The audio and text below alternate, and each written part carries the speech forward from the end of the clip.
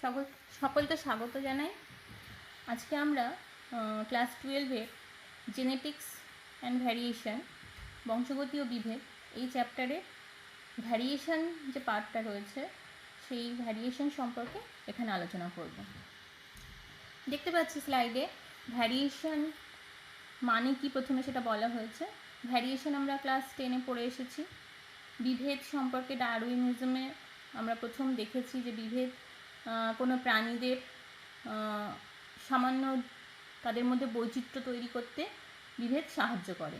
কীরকম না, বিভেদ means any differences between cells, সেটা সেলের মধ্যে হতে পারে, individual organism or group of individual organism of any species, কোনো প্রজাতির মধ্যে যে কোনো রকমের বিভেদ তৈরি হতে পারে। তাহলে এই যে বিভেদ মানেই হচ্ছে আমি আমার চারপাশের প্রত্যেকটা মানুষ থেকে আলাদা, আমি আমার বাবা মায়ের থেকে আলাদা, নির্দিষ্ট কিছু বৈশিষ্ট্য থাকে, সেইটা আমরা সারা জীবন ধরে অ্যাকোয়ার্ড করতে পারি, অথবা আমরা বংশসূত্রে আমাদের পারিবারিক সূত্রে সেটা পেতে পারি। তো সেই অনুযায়ী জিনোটাইপিক ভেরিয়েশন রয়েছে, ফিনোটাইপিক ভেরিয়েশন রয়েছে। ভেরিয়েশন ফিজিক্যালি এক্সপ্রেসড হতে পারে, আরও বিভিন্নভাবে বিহেভিয়ারাল হতে পারে, আমরা দেখতে পাই। এবার আমরা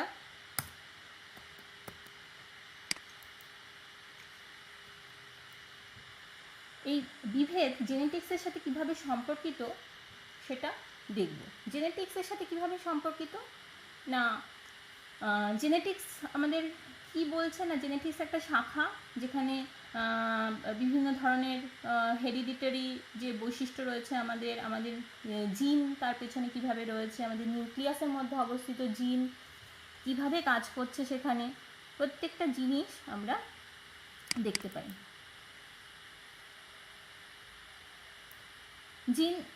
জিন আমাদের কি করে না, জিন বেশ কিছু ক্যারেক্টারিস্টিক্স আমাদের পরবর্তী জেনারেশানে যে বৈশিষ্ট্য প্রকাশ পাবে সেই বৈশিষ্ট্যের জন্য দায়ী থাকে, বা সেই ক্যারেক্টারিস্টিক্সগুলো প্রকাশ করার জন্য দায়ী থাকে। তা এই জেনেটিক্সের সাথে ভেরিয়েশন ওতপ্রোতভাবে সম্পর্কিত। কীরকমভাবে সম্পর্কিত না, জেনেটিক্স কে মূল বেসিস হচ্ছে ভ্যারিয়েশন, মানে জেনেটিক্সের সাহায্যে আমাদের জিন যখন প্রকাশিত হয়, যেখানে আলোচনা হচ্ছে যে শাখায়, যখন আমাদের বিভিন্ন চারিত্রিক বৈশিষ্ট্যগুলো আস্তে আস্তে প্রকাশিত হয়, তখনই কিন্তু ভ্যারিয়েশন আসে, এবং ভ্যারিয়েশনের সাথে জৈব বৈচিত্র্য বা জীববৈচিত্র্য ওতপ্রোতভাবে জড়িত। ভ্যারিয়েশন আছে বলেই আমরা একে অপরের থেকে আলাদা এবং আমাদের মধ্যে বিভিন্ন বৈশিষ্ট্য দেখা যায়। আমরা পড়েই থাকি যে জৈব বৈচিত্র্য মানেই হচ্ছে একটা স্পিসিস থেকে অন্য স্পিসিস যতটা ডিফারেন্ট হবে। তার মানে আমরা বুঝতে পারছি ভ্যারিয়েশনের সাথে জেনেটিক্স ওতপ্রোতভাবে জড়িত। এবার আমরা ডাইরেক্ট চলে যাই টাইপস অফ ভ্যারিয়েশনে। ভ্যারিয়েশন কত প্রকারের হয়ে থাকে। বিভেদ বা ভ্যারিয়েশন আমরা মূলত দু ধরনের দেখতে পাই। একটা হচ্ছে দেহ গঠনগত বিভেদ, মানে আমাদের সোমাটিক সেলে কিভাবে বিভেদ তৈরি হয়, এবং সেটা অবশ্যই জার্ম লাইনের মাধ্যমে একজনু থেকে অন্যজনুতে যায় না। সেই যে ডিফারেন্স বা সেই যে ভ্যারিয়েশন তৈরি হয় তাকেই দেহ গঠনগত বিভেদ বা ইংরেজিতে বলা হচ্ছে সোমাটিক ভ্যারিয়েশন। জার্মিনাল ভ্যারিয়েশনের ক্ষেত্রে আমরা দেখে থাকি যে সেটা আমাদের মিওসিস সেল ডিভিশনের মাধ্যমে, আমরা অবশ্যই জানি যে মিওসিস সেল ডিভিশনের সাহায্যেই আমাদের জননকোষ তৈরি হয়, এবং আমরা সেই জননকোষের মাধ্যমেই নতুন জীব পাই। দুটো জননকোষ বা দুটো গ্যামেট যখন মিলিত হয়ে আরেকটা নতুন কোষ তৈরি করে, এবং সেখানে অবশ্যই ক্রসিং ওভার হয়, সেখানে পুনঃসংযুক্তি বা রিকম্বিনেশন হয়, জিনের মধ্যে আদান প্রদান ঘটে, তখনই এই জার্মিনাল ভ্যারিয়েশনগুলো যেতে পারে। কোথা থেকে যেতে পারে না, এক জায়গা থেকে একটা, ধরি আমার থেকে আমার সন্তান সন্ততিতে যাবে, এরকমভাবে জার্মিনাল ভ্যারিয়েশনগুলো পাস করতে পারে। তো এই জার্মিনাল ভ্যারিয়েশন আবার সোমাটিক ভ্যারিয়েশনে সেরকম কোনো ভাগাভাগি আমরা দেখি না, তার কিছু ইনফ্লুয়েন্স থাকে তার মধ্যে, যেমন পরিবেশগত থাকে, আমার প্রচেষ্টা থাকে বিভিন্ন রকমের। কিন্তু জার্মিনাল ভ্যারিয়েশন ইভলিউশনের ক্ষেত্রে বা বিবর্তনের ক্ষেত্রে একটা মুখ্য ভূমিকা পালন করে। সেটা কীরকম হতে পারে? জার্মিনাল ভ্যারিয়েশন দু রকমের হতে পারে মূলত। কন্টিনিউয়াস ভ্যারিয়েশন হতে পারে, ডিসকন্টিনিউয়াস ভ্যারিয়েশন হতে পারে। কন্টিনিউয়াস মানে চলমান ভ্যারিয়েশন, আমরা সেই অঙ্কে যেমন চলমান রাশি পড়ি, এখানে চলমান ভ্যারিয়েশন দেখা যায়, মানে একটা ধারাবাহিকতা থাকবে। ধারাবাহিকতা কীরকম না, একটা উচ্চতা মানুষের, এবং এই যে চলমান ভ্যারিয়েশন, এই চলমান ভ্যারিয়েশনটা কিন্তু আমাদের মূলত ওই মিওসিস কোষ বিভাজনের যে ক্রসিং ওভার, যে রিকম্বিনেশন ঘটে, তার মাধ্যমে কিন্তু এই কন্টিনিউয়াস ভ্যারিয়েশনটা ভ্যারি করে। কীরকমভাবে যে আমি আমার নির্দিষ্ট উচ্চতা আছে, আমাদের মানুষদের আমরা দেখি সাধারণত মেয়েদের বা ছেলেদের ক্ষেত্রে 4 ফুট, 4.5 ফুট, 5 ফুট থেকে একটা রেঞ্জ থাকে, 5 ফুট 9, 5 ফুট 10, 6 ফুট, 6 ফুট 2, এরকম উচ্চতা আমাদের যে হিউম্যান পপুলেশন তাদের মধ্যে দেখা যায়। এটা আবার রেস অনুযায়ী বিভিন্ন রকম হতে পারে। কারোর কোনো রেসে উচ্চতাটার যে ঊর্ধ্ব স্থিরাঙ্ক নিম্ন স্থিরাঙ্ক মানে আপার লোয়ার লিমিট, সেগুলো আলাদা আলাদা হয়ে যায়। তো মোট কথা একটা অ্যাভারেজ মান থাকে।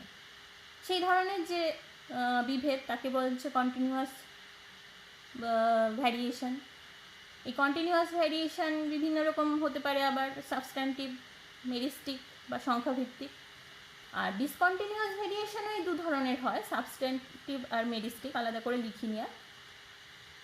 কিন্তু এক্ষেত্রে যে ডিসকন্টিনিউয়াস ভেরিয়েশন, এটা কিন্তু একদম ভীষণ রকমের ইম্পর্ট্যান্ট ওই ইভলিউশনের ক্ষেত্রে বা বিবর্তনের ক্ষেত্রে। বিবর্তনে কিন্তু বলা হয়েছে, মানে বিবর্তনের মূল কথা হচ্ছে একটা প্রজাতির উৎপত্তি। প্রজাতি কিভাবে উৎপত্তি হবে তার পেছনে কিন্তু একমাত্র মিউটেশন দায়ী। মানে একটা প্রজাতি থেকে আরেকটা প্রজাতি যখন আলাদা হয়ে যেতে পারবে, ছোট ছোট ছোট ছোট যে চেঞ্জেস অ্যাকোয়ার করে, সেখানেই কিন্তু মানে ওটাই মূল ফান্ডা ইভলিউশনে। তো সেখানে কিন্তু ডিসকন্টিনিউয়াস ভেরিয়েশন ভীষণভাবে কাজ করে, এবং ডিসকন্টিনিউয়াস ভেরিয়েশনের কিন্তু কন্টিনিউয়াস ভেরিয়েশনের মতো ওরকম মধ্যম মান থাকে না, কারণ এটা হচ্ছে সাডেন চেঞ্জ অফ জিন, হঠাৎ করে জিনের মধ্যে চেঞ্জ ঘটে যায়। তো এই ডিসকন্টিনিউয়াস ভেরিয়েশনও বিভিন্ন রকমের হয়ে থাকে, আকৃতিগত, সংখ্যাগত। আমরা পরবর্তী স্লাইডে সেগুলো আলোচনা করব।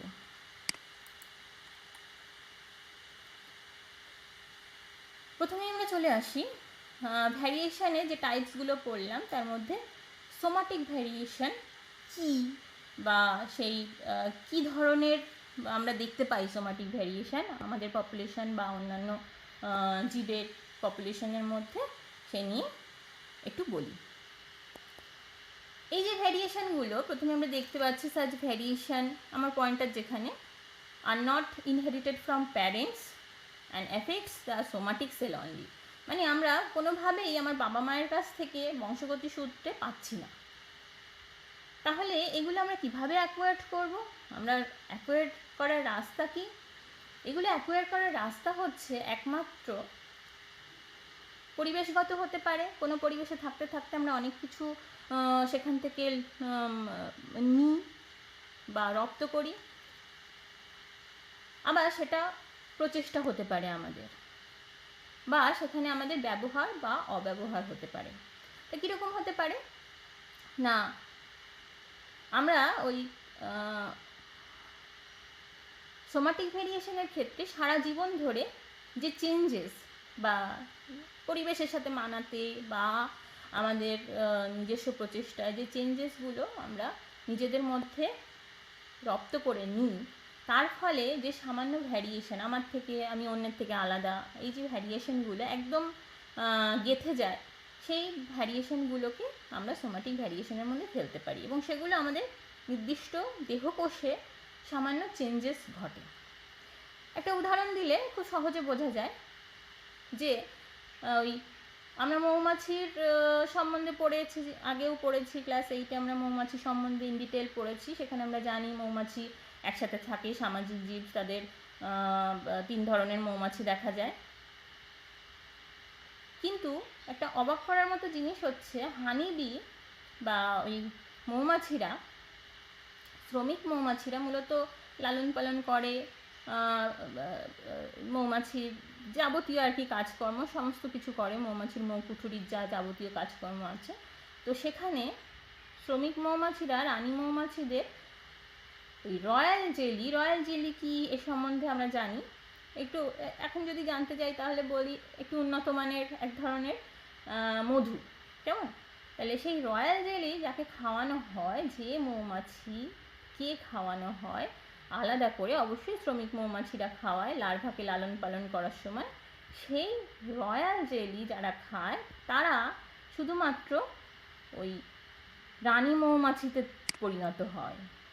কিন্তু বাকিদের ক্ষেত্রে যাদের ওরা ইচ্ছে করেই করে এটা, কারণ রানী মৌমাছি তো সবাই হলে হবে না, বাকি শ্রমিক মৌমাছি দরকার, তাদেরকে পোলেন ব্রেড খাওয়ায় বা এক ধরনের ওই রেণু টেনু দিয়ে তৈরি এক ধরনের রুটি খাওয়ানো হয়। তো যাদের রেণু দিয়ে মানে কম পুষ্টিযুক্ত রেণু দিয়ে তৈরি রুটি খাওয়ানো হয় তারা তখন শ্রমিক মৌমাছি বা ওয়ার্কার মৌমাছিতে পরিণত হয়, আর যাদের রয়্যাল জেলি খাওয়ানো হয় তারা কিন্তু রানী মৌমাছিতে পরিণত হয়। তাহলে এই যে রানী মৌমাছি, তাহলে আমরা দেখতে পাচ্ছি যে রানী মৌমাছি, ওয়ার্কার বা কর্মী মৌমাছি, এদের ক্ষেত্রে কিন্তু পরিবেশের একটা প্রভাব রয়েছে। ঠিক অনুরূপভাবে গাছের ক্ষেত্রেও দেখা যায় বিভিন্ন রকমের পাতা চেঞ্জ, মরু অঞ্চলে বসবাস করার জন্য পাতা চেঞ্জ হয়ে যায়, কাঁটায় রূপান্তরিত হয়, আরও বিভিন্ন রকমের পাতা চেঞ্জ আমরা দেখতে পাই। এরপরে চলে আসি, তাহলে সোমাটিক ভেরিয়েশন আমি তো বুঝতেই পারলাম, কিন্তু জার্মিনাল ভেরিয়েশন কিন্তু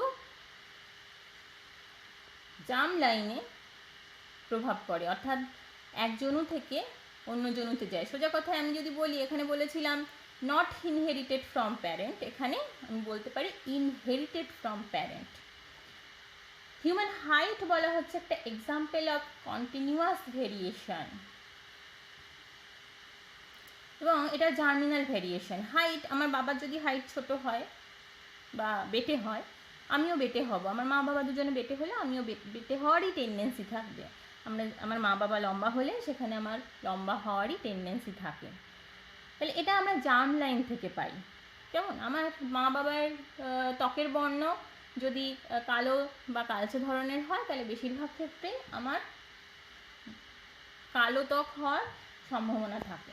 তাই এই যে আমি জানি যে এইগুলো, এই যে বৈশিষ্ট্যগুলো, ত্বক, চুল, হাইট, ওয়েট, এই প্রত্যেকটা বৈশিষ্ট্য কিন্তু আমরা আমাদের পিতামাতা থেকে পাই বা আমাদের বংশসূত্রে পাই। শুধু পিতামাতা নয়, অবশ্যই আমাদের তার আগে বা আমাদের বংশে যারা আছেন প্রত্যেকের কাছ থেকেই আমরা পাই।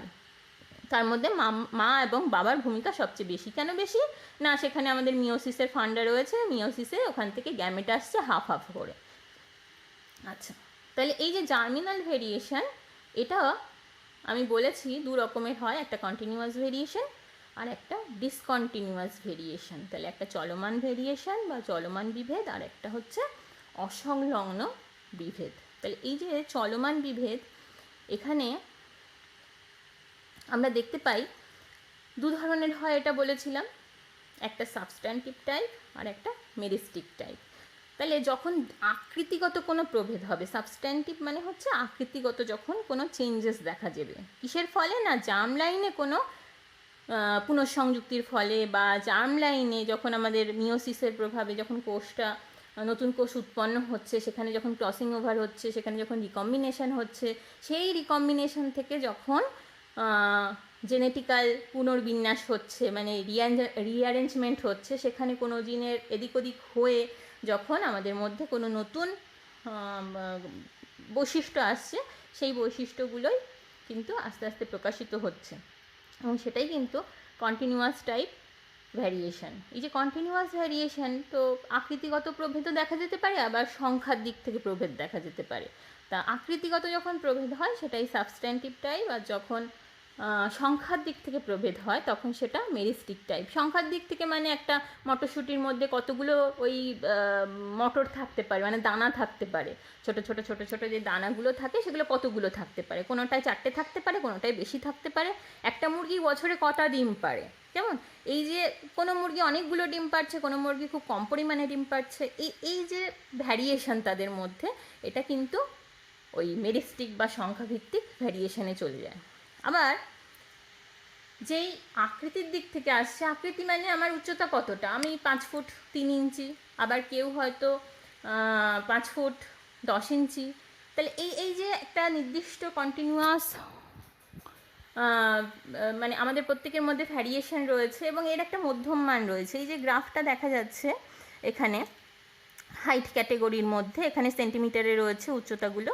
এখানে আমরা দেখতে পাচ্ছি আমাদের পপুলেশানে কি হয়, আমরা দেখি 5 ফুট ছেলেদের ক্ষেত্রে যদি দেখি 5 ফুট 6 থেকে 5 ফুট 8 9, এটা কিন্তু একটা মধ্যম মান বা মিডিয়ান। সেই মিডিয়ানটা থেকে যত আমরা এদিকে আসবো আস্তে আস্তে সংখ্যা কমতে থাকে এবং এপাশেও আসলে আস্তে আস্তে সংখ্যা কমতে থাকে, মিডিয়াম মানের লোক বেশি পাওয়া যায়।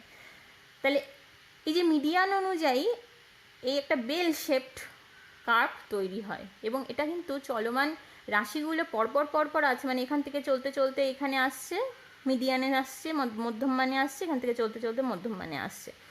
তাহলে আমরা বুঝতে পারি এই মধ্যম মান থেকে দুপাশে বিস্তার লাভ করেছে, মানে এটা চলমান, দুপাশে চলছে, কেমন? তাহলে এটা একটা কন্টিনিউয়াস ভ্যারিয়েশন। কী ধরনের কন্টিনিউয়াস ভ্যারিয়েশন? এটা কী ধরনের হচ্ছে? এটা সাবস্ট্যান্টিভ টাইপ, মানে আকৃতিতে পরিবর্তন ঘটছে। আচ্ছা, এবার আমরা চলে আসব জার্মিনাল ভ্যারিয়েশনের ডিসকন্টিনিউয়াস টাইপ এবং most important type. Discontinuous type মানে হচ্ছে এটা ওরকম চলমান রাশি দেখাবে না, মানে আমাদের উচ্চতার একটা মান দেখাবে, নির্দিষ্ট মান থেকে উপরে উঠলো আবার নিচের দিকে গেল, এরকম দেখাবে না। এটা ওই হঠাৎ করে জেনেটিক্যাল চেঞ্জ হতে পারে। হ্যাঁ, সেটা সিকল সেল অ্যানিমিয়া নামক রোগটাকেও এই ডিসকন্টিনিউয়াস ভ্যারিয়েশন টাইপ বলা যায়। মানে আমাদের যে কোনো মান দেখাবে না, নির্দিষ্ট একটা লিমিটেড জায়গা দেখাবে, সেটাকেই বলা হচ্ছে জার্মিনাল ভ্যারিয়েশন। তাহলে এবং ডিসকন্টিনিউয়াস টাইপ কি বলছে? A characteristic of any species with only a limited number, এই যে limited number of possible values, মানে এখানে নাম্বার কিন্তু লিমিটেড, একটা চলমান রাশিমালা দেখা যাবে না, এখানে লিমিটেড কিছু ভ্যালুস থাকবে বা লিমিটেড কিছু পরিবর্তন হবে। এবং মূলত এটা বিজ্ঞানী দ্য ভ্রিসের মিউটেশন তত্ত্বকে সাপোর্ট করে এবং মিউটেশনের ফলেই কিন্তু ডিসকন্টিনিউয়াস ভ্যারিয়েশন তৈরি হয় এবং এটাই কিন্তু বিবর্তনের ক্ষেত্রে যে ভ্যারিয়েশন বলা হয়েছে তা কিন্তু এই ডিসকন্টিনিউয়াস ভ্যারিয়েশন। ডিসকন্টিনিউয়াস ভ্যারিয়েশনের ক্ষেত্রে হিউম্যান ব্লাড গ্রুপ একটা এক্সাম্পল।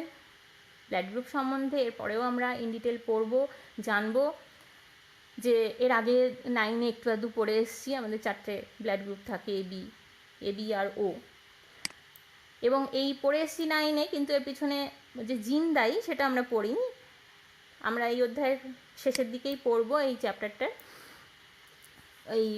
এর পেছনে জিনগুলো দায়ী কীভাবে। এখন শুধু এটুকু জানি যে এর পেছনে বেশ কিছু জিন দায়ী রয়েছে এবং সেই জিনগুলো কিন্তু এক্সপ্রেশন ঘটায় এই 4টে ব্লাড গ্রুপের, এবং সেই জিনগুলো যখন এক্সপ্রেশন ঘটায় সেটা কিন্তু একটা ডিসকন্টিনিউয়াস ভ্যারিয়েশন।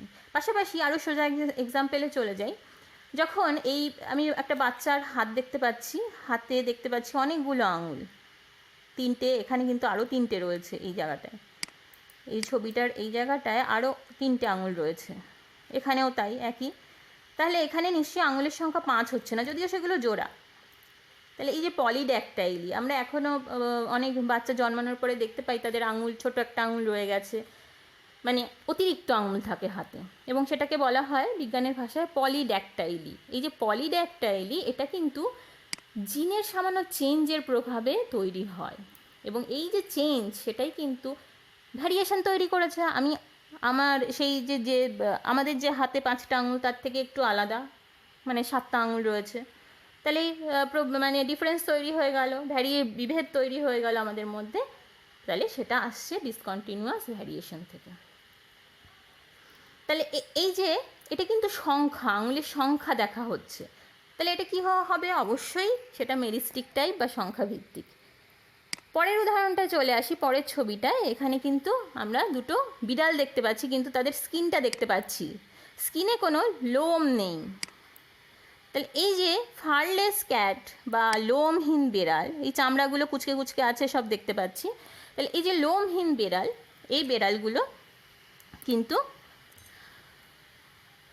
ওই আকৃতিগত প্রভেদ হয়েছে। এবং কিসের ফলে? এই বেড়াল কিন্তু আমরা সাধারণত দেখতে পাই না, খুব খেয়াল করলে একটা দুটো দেখতে পাবো, অথবা নেট সার্চ করলে তো দেখতে পাবোই অবশ্যই, পড়লে তখন জানতে পারবো, নর্মালি দেখা যায় না।